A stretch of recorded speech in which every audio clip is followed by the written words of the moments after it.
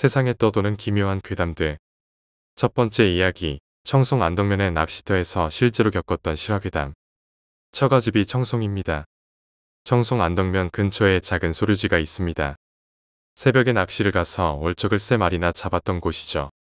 그래서 그때 함께 낚시를 다니던 지인에게 그 이야기를 하고 함께 출조를 했습니다. 6년 전 6월경이었습니다. 그 소류지는 앉을 수 있는 자리가 제 방권밖에 없습니다. 그래서 저는 제 방 초입에 앉고 10m가량 떨어진 곳에 지인이 앉았으며 그 옆 5m가량 떨어진 곳에는 또 다른 지인이 앉았습니다. 밤새 낚시를 하고 있었고 자정을 넘어 새벽으로 가던 시각 대략 새벽 3시쯤이었습니다. 그때 찌 하나의 입질이 오며 천천히 올라오고 있었습니다. 저는 낚싯대를 잡고 챔질을 하기 위해 들려는 순간 발 아래에서 무언가가 제 발을 움켜잡았습니다. 그 순간 저는 낚싯대를 잡은 채로 물속으로 다이빙을 하고 말았습니다.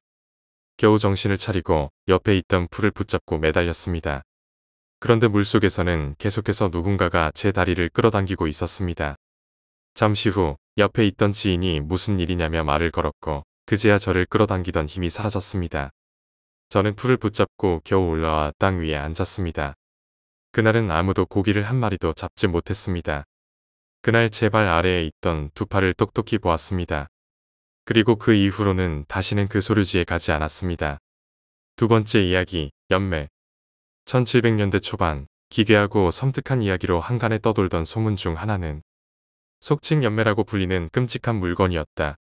이 물건은 흉악한 범죄자들이 이상한 대나무통을 메고 다니며 벌인 일이었다.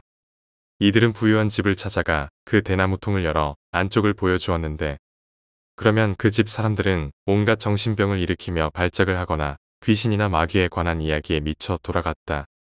그런 상태에서 범죄자들은 적당한 술수로 돈을 뜯어내곤 했다. 대나무통 안에 무엇이 들어있는지에 대한 설명은 잔인하게 들릴 수 있으니 임산부나 노약자분들은 주의해달라. 이 자들은 남의 집에서 몰래 어린아이를 유괴한 후 사람들이 찾지 못하는 깊은 곳에 아이를 가두고 굶기기 시작했다. 하지만 아이를 아예 굶기지는 않고 매우 맛있고 중독될 만한 음식을 아주 조금씩만 주었다. 이로 인해 아이는 극심한 배고픔에 시달리며 점점 더 마르고 몸이 줄어들었다. 그럼에도 아주 맛있는 음식을 조금씩 계속 먹이며 아이를 고통스럽게 만들었다. 그러다가 아이가 죽기 직전 흉측하게 마른 상태에서 아이에게 음식을 한 움큼 주면 아이는 그 음식을 먹기 위해 대나무통 안으로 기어들어갔다. 몸이 말라 작아진 상태였기 때문에 아이는 작은 대나무통 안에 억지로 구겨 넣어졌고 그 모습은 무척 끔찍했다. 그리고 바로 그 순간 범죄자들은 날카로운 칼로 번개처럼 빠르게 아이를 찔러 그대로 대나무통 안에 박힌 채 죽게 만들었다. 이렇게 해서 마른 아이가 대나무통 안에 끔찍한 모습으로 들어가게 되면 그 통은 연매가 되어 완성되었다. 이들은 대나무통 뚜껑을 닫아 그것을 들고 다니며 세상에 상상도 못할 무서운 모습을 보여주었다. 163년에 사망한 학자 이익은 이 비참하게 죽은 아이의 귀신을 이용해 협잡을 부리는 술수라고 기록에 남겼다. 조정에서 이 행위를 가장 심각한 범죄로 단속하였기 때문에 당시에는 거의 소멸된 상태였다고 전해진다. 세 번째 이야기, 강둑에서 본 저승사자의 그림자. 2년 전 친구와 함께 강 낚시를 하러 갔어. 조금 더 중앙에서 해보자고 겁도 없이 둑 위에 자리를 잡았지. 강에 있는 둑은 보통 폭이 작았어. 뒤쪽은 경사가 가파른 콘크리트 구조물이 있고 그곳은 메기가 잘 잡히는 포인트였어. 채집망을 넣어두고 3일만 놔둬도 메기가 2~3마리나 잡힐 정도였거든. 그렇게 좋은 포인트에 도전해보고 싶어서 둑에 앉아 낚시를 즐기다가 그만 깜빡 졸았어. 눈을 떴을 때 찌를 봤더니 6대 낚시대 중 3번과 4번 사이에 뭔가 시커먼 것이 물 위에 떠 있었어. 뭐지 싶어서 쳐다보다 다시 졸았고 눈을 뜨면 이번엔 2번과 3번 사이에 또 뭔가 보였어. 다시 졸고 눈을 뜨면 이번에는 1번과 2번지 사이에 저승사자처럼 생긴 무언가가 물 위에 있었지. 원래 그런 걸 안 믿는 편이라 그냥 착각이겠거니 했어. 근처에 가로등이 있어서 눈을 감아도 밝은 빛 때문에 그런 착시가 일어났다고 생각했거든. 그때까지도 그 정체를 알 수 없는 게 물 위에 떠 있었어. 그러다 다시 한번 졸았는데 이번에는 안 보이더라. 역시 착각이었구나 싶어서 살림망이 제대로 고정됐는지 확인하려고 왼쪽으로 돌아봤어. 그런데 그곳엔 뭔가가 절 내려다보고 있었어. 얼굴은 보이지 않고 저승사자처럼 검은 도포에 삿갓을 쓴 형태만 보였어. 낚시를 접고 집에 가려고 했지만 숨이 막혀오고 온몸이 떨리더라. 1시간처럼 느껴졌던 1분이 지나서야 몸이 움직였어. 낚시대고 뭐고 다 두고 집으로 미친 듯이 달렸지. 다음날 직장 동료와 함께 가서 낚시대와 살림망을 접으며 어제 이야기를 했더니 자기도 그런 비슷한 경험이 있다고 하더라. 그 뒤로는 그곳을 잘 지나가지 않게 됐어. 네 번째 이야기, 낚시터에서 도망친 이유. 몇 년 전의 일이에요. 그 일이 너무 생생해서 그곳 근처로는 낚시하러 갈 엄두도 못 내고 있어요. 그 자리는 거의 절벽이라 오르내리기가 무척 힘들어요. 길도 미끄럽고 험한 데다가 제가 혼자 낚시하는 걸 즐기는 편이라 그날도 혼자 낚시를 하고 있었어요. 밤 11시가 넘고 거의 자정이 다 되어 갈 무렵이었어요. 뭔가 이상한 기운이 느껴졌어요. 누군가가 내 뒤에서 나를 지켜보고 있다는 느낌이었어요. 하지만 뒤돌아볼 용기가 나지 않았어요. 그 순간 뒷목이 싸늘해지는 느낌이 들었어요. 그리고 머리카락과 온몸의 털이 모두 곤두섰어요. 몸이 완전히 경직되었죠. 그때 어머니나 할머니 세대에 쓰셨던 분 냄새 같은, 요즘은 잘 맡기 힘든 화장품 냄새가 찬 기운과 함께 코를 스쳐갔어요. 아무것도 할 수 없을 만큼 몸이 얼어붙었어요. 얼마나 시간이 흘렀는지 모르겠어요. 냄새와 찬 기운이 사라졌을 때 바로 낚싯대를 접고 가방을 챙기기 시작했어요. 도망치려고 했는데 누군가가 내 가방을 꽉 잡더라고요. 그 순간 살아야 한다는 생각뿐이었어요. 그 미끄럽고 험한 절벽을 간신히 가방을 뿌리치고 올라갔어요. 차에 도착하자마자 짐을 던져넣고 덜덜 떨리는 다리를 겨우 진정시키며 집으로 돌아왔어요. 얼마 후 친구와 이야기를 나누다가 놀라운 사실을 알게 됐어요. 내가 앉았던 자리 맞은편에서 친구도 낚시를 한 적이 있는데 그 시기가 나와 비슷했다고 해요. 친구는 그곳에서 여자가 우는 소리를 들었고 그 자리에서 도망쳤다고 했어요. 다섯 번째 이야기, 안부동지에서 마주한 아이들의 목소리. 몇 해 전 여름, 청양군에서 아주 큰 교통사고가 있었어.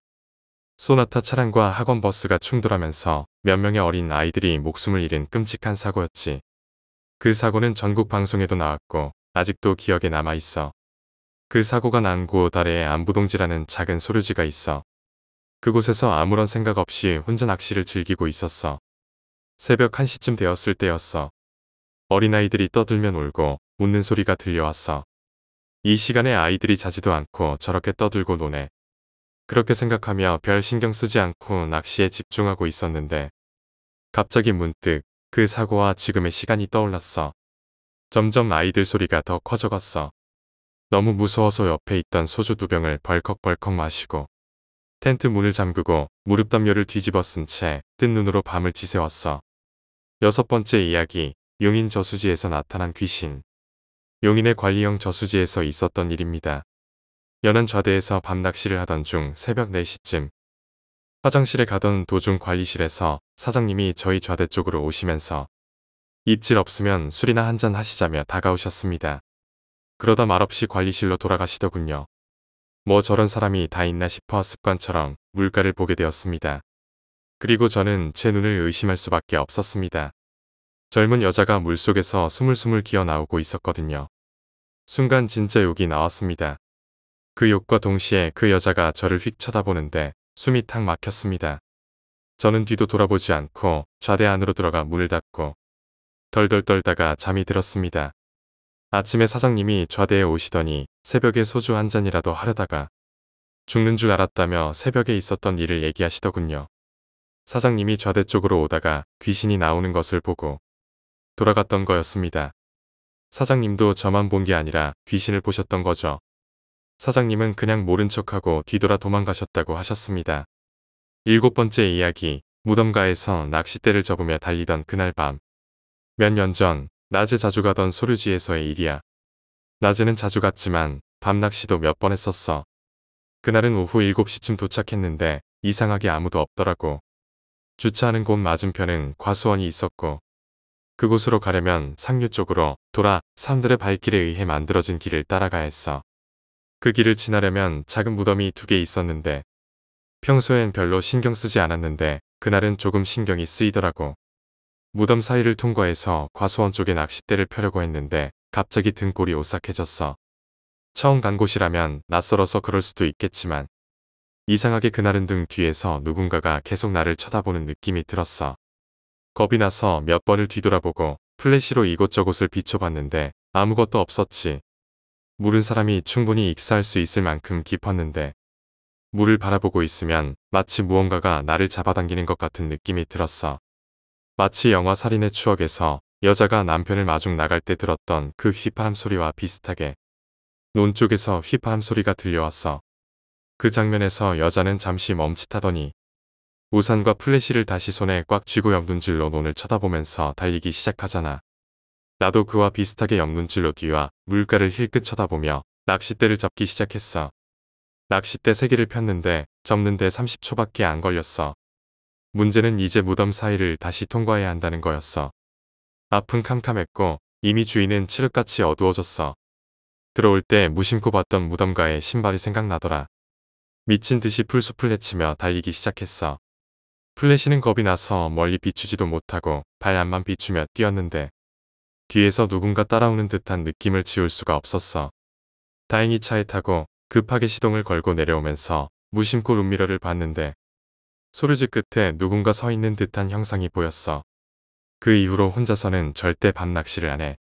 그리고 지금도 그 소류지 근처에는 가지 않아. 8번째 이야기, 죽은 친구의 이름을 부르던 밤. 나랑 언니가 초등학생 때 있었던 일이야. 언니 반에 있던 한 아이가 얼음판에서 놀다가 미끄러졌는데 그만 뇌진탕으로 죽는 안타까운 사건이 있었어. 몇 년이 지나서 문득 그 일이 생각나서 엄마랑 셋이서 그 이야기를 나누고 있었어. 너네 반에 뇌진탕으로 죽은 철수. 그때 말이야. 이렇게 대화를 하고 있었는데 갑자기 우리 집 문을 누가 막 두드리는 거야. 그냥 발로 문을 차는 것 같은 소리였어. 그때 우리 집은 복도식 아파트였는데 낡은 복도식 아파트는 사람이 지나가기만 해도 소리가 잘 들렸거든. 근데 인기척도 없이 조용하다가 갑자기 이런 소리가 나니까 우리 셋 다 죽은 아이 이야기를 하고 있었던 터라 무서워서 멀찍이 서 있었어. 그런데도 계속해서 누군가 문을 세게 두드리길래 엄마가 누구세요? 라고 물었지. 그러자 어떤 여자의 목소리로 철수 있어요. 거기 철수 있어요. 철수 있어요. 이렇게 그 아이의 이름을 부르면서 3번이나 물었어. 엄마가 철수가 없다고 대답하자 발소리도 없이 그 사람은 사라졌어. 9번째 이야기, 빨간 원피스. 어렸을 때 아빠 직장 때문에 중국에서 살았어. 우리 집 앞 마당에는 농구대가 하나 있었지. 그러던 어느 날 모두 잠들었는데 나 혼자 잠이 오지 않아서 불도 켜지 않고 주방에 있는 큰 창문을 통해 밖을 바라봤어. 농구대가 보였거든. 그런데 농구대 꼭대기에 빨간색 원피스가 걸려 있는 거야. 누가 저기에 원피스를 걸어놨지? 어떻게 저 위에 걸었을까 하고 생각하다가 방으로 돌아가 잠이 들었어. 다음 날 깨어나 보니 집 밖이 난리였어. 마당에는 사람들과 경찰차, 경찰들이 가득했어. 알고 보니 어떤 여자가 팔다리가 잘린 채로 몸통만 농구대 위에 걸려 있었던 거야. 내가 본 빨간색 원피스는 사실 몸통이 피로 물들어 그렇게 보였던 거였어. 20년이 지난 지금도 그날이 생생하게 기억나. 그때의 공기, 냄새도 여전히 떠올라. 그 사건이 있고 얼마 지나지 않아 농구대는 철거되고 마당 밖에는 엄청 밝은 가로등이 설치되었어. 10번째 이야기, 전봇대 몽타주와 같은 얼굴. 한 여고생이 밤늦게 학원을 마치고 친구들과 집으로 가는 길이었습니다. 길을 가다가 전봇대에 붙어있는 연쇄살인범 몽타주를 보게 되었죠. 그걸 보며 이런저런 이야기를 나누다가 다시 집으로 향했습니다. 그 여고생이 자신의 집 아파트 엘리베이터를 타려는데 문이 닫히려는 순간 누군가가 문을 잡아서 엘리베이터에 탔습니다.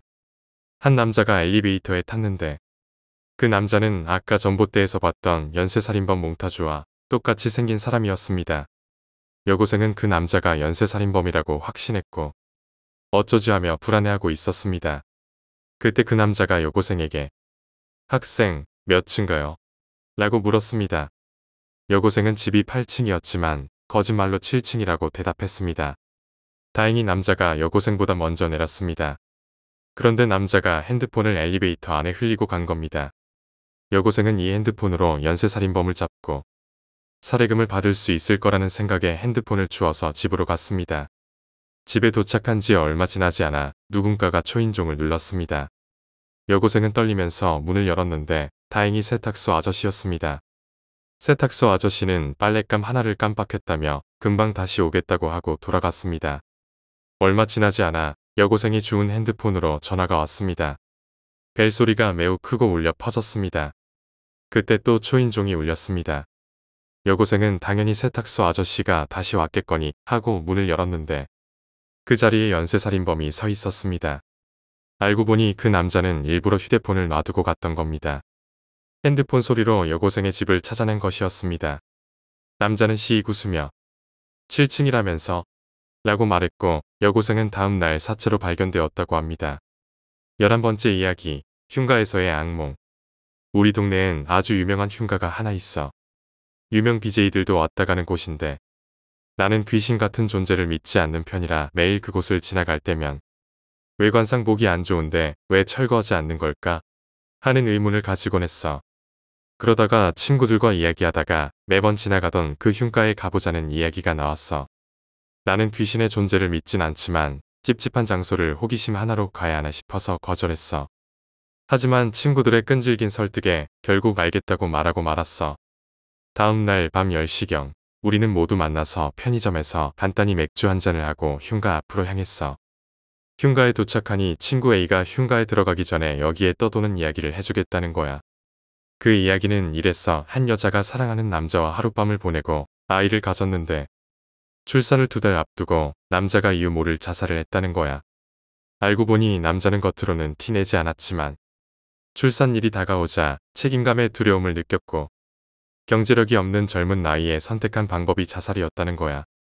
그 충격으로 여자는 유산을 했고 남자가 죽은 방에서 같은 방법으로 자살했다고 해. 그 이후로 이 건물에 사는 사람들은 귀신을 보거나 자살하거나 좋지 않은 일들이 생겨서 결국 흉가가 되었대. 그 이야기를 들었지만 우리는 흉가를 한 바퀴 돌았고 별일 없이 나왔어. 다음 날 정말 이상하리만큼 피곤했던 나는 아르바이트가 끝나고 지친 몸을 이끌고 집에 도착했어. 지금 생각해보면 누군가 나에게 매달려 있는 느낌이었다고 해야 하나? 씻고 침대에 쓰러지듯 누워서 바로 잠들었어. 그날 밤 어디선가 이상한 소리에 잠이 깼어. 그 소리는 꼭 동물이 사람의 목소리를 흉내내는 듯한 소리였어.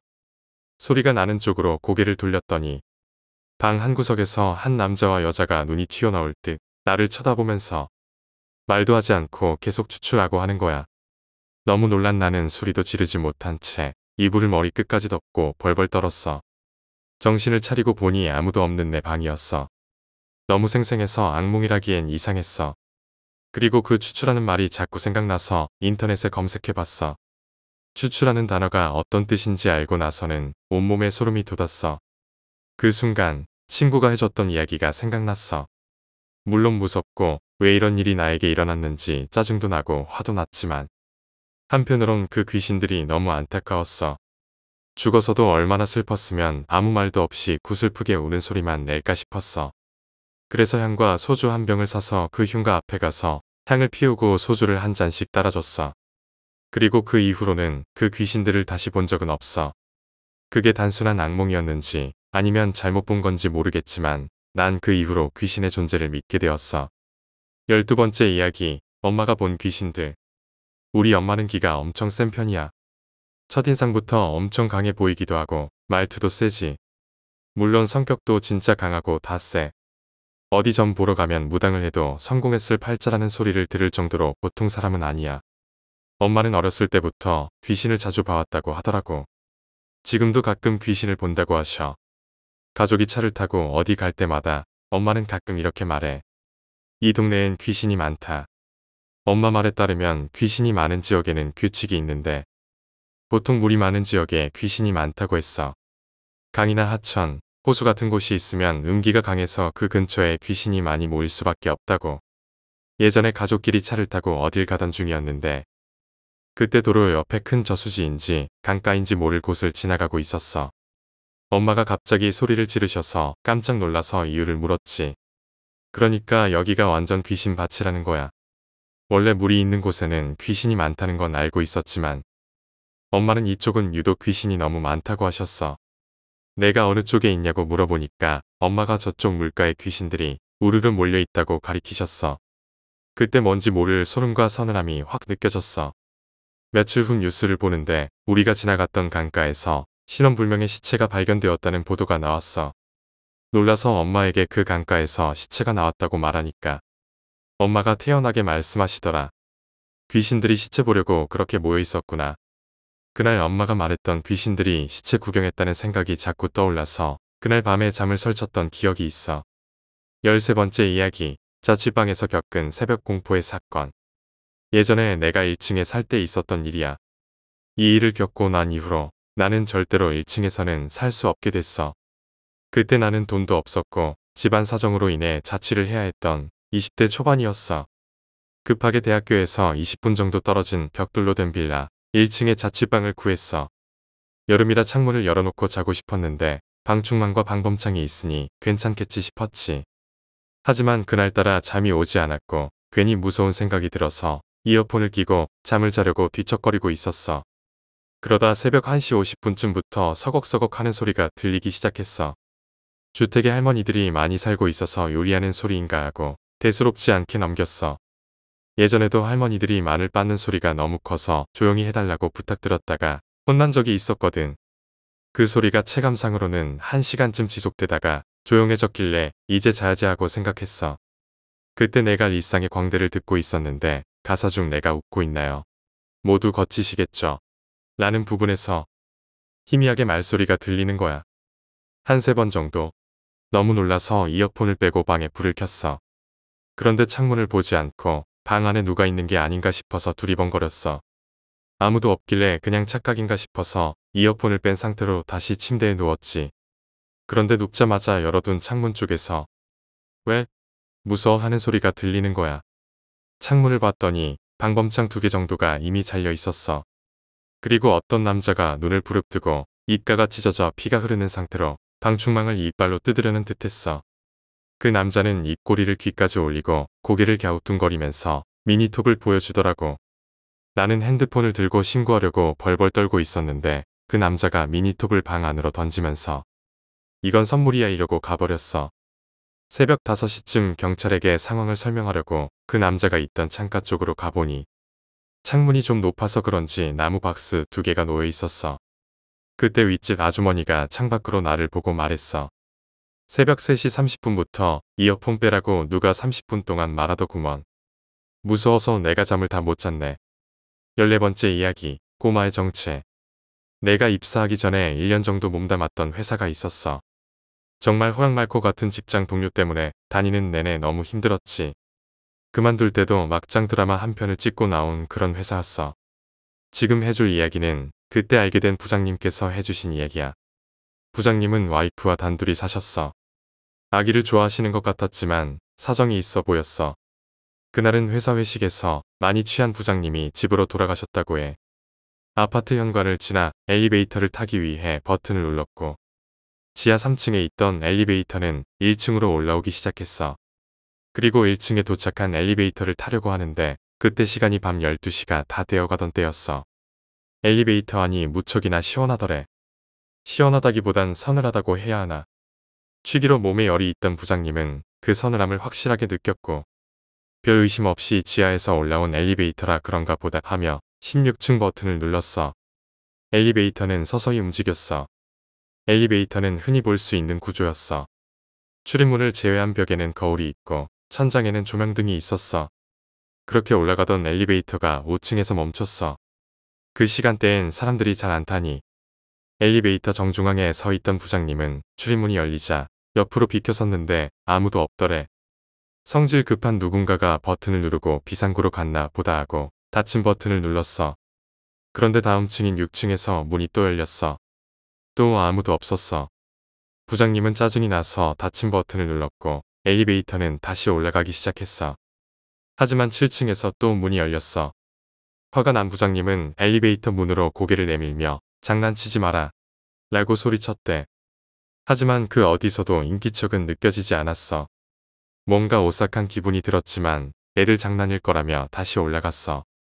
그런데 다음 층인 8층에서 또 문이 열렸어. 그때 문 앞에 7살 정도 되어 보이는 여자아이가 서 있었어. 시간이 자정을 넘었는데 부모로 보이는 사람은 없더래. 그런데 이 꼬마가 엘리베이터를 타지 않고 가만히 서 있더래. 부장님은 꼬마야, 안 타니? 라고 물었지만 아이는 대답도 하지 않고 가만히 있더래.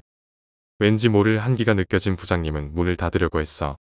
문이 반쯤 닫히는데 꼬마가 밖에서 열린 버튼을 눌러 다시 문을 열더래. 키가 작으니 까치발로 눌렀다고 해. 부장님이 꼬마야, 탈 거면 타렴이라고 말했지만 또 대꾸 없이 가만히 있더래. 화가 난 부장님이 아까부터 엘리베이터로 장난친 게 너였구나.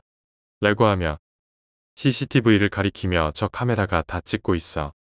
엄마에게 말해서 혼나게 할 거야. 장난치면 안 돼. 안 탈 거면 이제 열지 마렴이라고 호통을 쳤어. 그러자 그 꼬마가 부장님을 빤히 쳐다보며 엄마가 타면 저도 탈 거예요. 라고 조그맣게 대답하더래. 부장님은 주변을 둘러봤지만 꼬마의 엄마로 보이는 사람은 보이지 않았어. 꼬마의 목소리가 어쩐지 어둡고 공포스러워서 더 이상 대답하기 싫어진 부장님은 닫힌 버튼을 거칠게 눌렀어. 엘리베이터는 다시 올라가기 시작했고 그 다음 층에서는 열리지 않았어. 안도의 한숨을 내쉰 부장님은 빨리 16층에 도착하기만을 기다렸대. 그런데 11층쯤 왔을 때 갑자기 엘리베이터 조명이 깜빡거리더래. 무서운 생각에 조명등을 올려다봤는데 그 조명등에 마치 까만 잉크를 흘린 것처럼 얼룩이 생겼더래. 깜빡일 때마다 그 얼룩이 점점 커져갔어. 부장님은 술에 취해서 헛것을 보고 있다고 생각했대. 하지만 등줄기에서 식은땀이 흐르기 시작했고 엘리베이터 안은 점점 서늘해졌어. 그때 부장님은 문득 엘리베이터 문 쪽을 바라보게 됐는데 문에 뭔가 비친 거야. 엘리베이터 문은 모자이크 같은 무늬로 되어 있어서 뭔가가 비칠 수 없는 구조였어. 그런데 거기에 사람의 손이 보였어. 분명 자기가 혼자 타고 있던 엘리베이터였는데 그 손을 보고 부장님은 공포에 휩싸였어. 11층에서 16층까지 올라가는 시간이 마치 영원처럼 느껴졌다고 해. 14층에 도착해서 내리려는 순간 엘리베이터 문이 열렸는데 그곳에 아까 그 꼬마가 서 있었어. 부장님은 그때 간 떨어진다는 게 이런 거구나 하고 느꼈대. 공포에 떨며 내리려 했는데 그 꼬마가 고개를 들어서 환하게 웃으면서 이제 엄마가 탔으니 저도 타야 해요라고 말하더래. 부장님은 그 말을 듣자마자 비상계단으로 뛰쳐나갔어. 두 번 다시 와이프를 보지 못할 것 같은 무서운 예감이 들었대. 미친 듯이 계단을 올라가고 있는데 센서등이 부장님이 가기 전에 미리 켜지더래. 마치 누군가 먼저 가고 있는 것처럼 말이야. 부장님은 거의 구르다시피 뛰어서 겨우 16층에 도착했고 비상문을 열고 집 앞으로 달려갔대. 그런데 집 앞에서 긴 머리를 늘어뜨린 여자와 그 꼬마가 서 있더래. 부장님은 집에 들어가면 안 되겠다는 생각에 조심스럽게 다시 비상문을 열려고 했는데 손에서 땀이 나서 손잡이를 놓치고 말았대. 철컹하는 소리가 복도에 울려 퍼졌고 부장님은 울 것 같은 마음으로 복도를 바라봤어. 복도 끝에서 또각또각 삑삑 소리가 들려오기 시작했대. 아이들 삑삑이 소리 나는 신발 소리 말이야. 공포심에 사로잡힌 부장님은 비상구 문을 열고 미친 듯이 계단을 내려가기 시작했어. 뒤에서는 계속 삑삑 소리가 들려왔고 부장님은 구르듯이 현관을 지나 관리실로 뛰어들어갔대. 하지만 경비 아저씨는 순찰을 나가셨는지 없었어. 그리고 관리실 창문으로 현관을 내다봤는데 그 여자와 꼬마가 현관 밖에서 부장님을 노려보고 있었대. 경비 아저씨가 들어오셔서 부장님을 데려다 주셨고 그제서야 겨우 집으로 들어갈 수 있었어. 집에 도착했을 때 사모님이 온 방에 불을 다 켜놓고 부장님을 기다리고 계셨대. 더 놀라운 건 그 시간에 사모님도 누군가 벨을 눌렀다고 했어. 인터폰으로 확인했을 때 아무도 없었는데도 벨이 계속 울렸대. 그렇게 한참 동안 무서웠던 밤을 보낸 부장님과 사모님은 그날 있었던 일들이 너무 기이했다고 했어. 다음 날 엘리베이터 CCTV를 확인했는데 그날 부장님이 혼자 엘리베이터에 타고 있었던 걸로만 찍혀 있더래. 사모님이 본 얼굴도 CCTV에는 찍히지 않았어. 결국 그날 일은 아무도 설명할 수 없었지.